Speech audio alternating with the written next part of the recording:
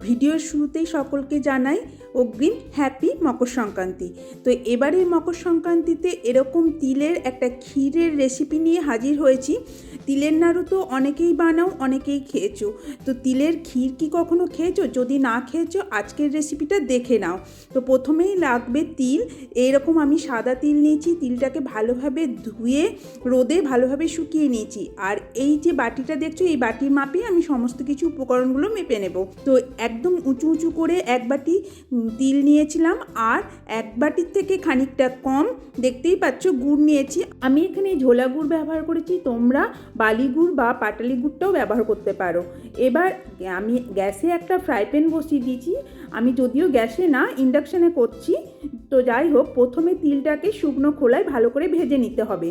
তো ফ্রাই প্যানটা গরম হয়ে গেছে, তিলটাও দিয়ে দিয়েছি। এবার এইভাবে মিডিয়াম ফ্লেমের মধ্যে রেখে ভালোভাবে তিলটাকে ভেজে নেব। আর তিলটা যখন এরকম হালকা একটু কালার হবে আর তিলটা থেকে সুন্দর একটা ভাজার গন্ধ বেরোবে, তখন গ্যাসটা বন্ধ করে ঠান্ডা করে নিতে হবে।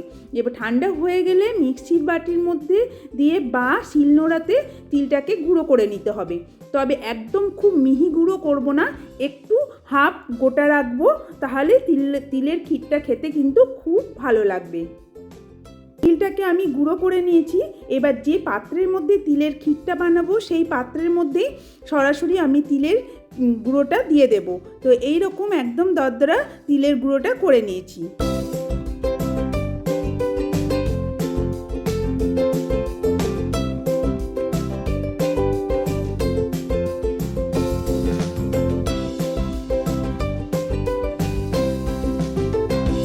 এরপর এই তিলের গুঁড়োটার মধ্যে দিয়ে দিতে হবে গুড়টা।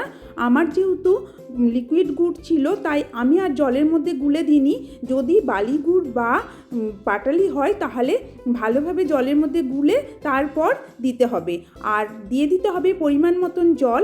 আমি এরকম একটা মগে 1 মগ মতন জল ব্যবহার করেছি। এবার সব কিছু মানে গুড় আর তিলের গুঁড়োটাকে ভালোভাবে মিশিয়ে নিতে হবে।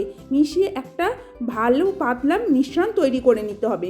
এবার গ্যাসের মধ্যে এই মিশ্রণটাকে চাপিয়ে দিতে হবে। এবার এইভাবে খুন্তি দিয়ে নাড়াচাড়া করে তিলের ক্ষীরটা তৈরি করে নিতে হবে।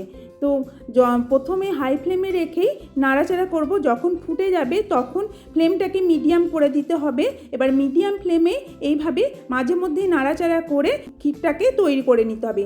যত বেশি ঘন হবে তত বেশি কিন্তু ফুটতে শুরু করবে, তখন হাতে ছিটকে আসার সম্ভাবনা থাকে। তো খুব সাবধানে করতে হবে।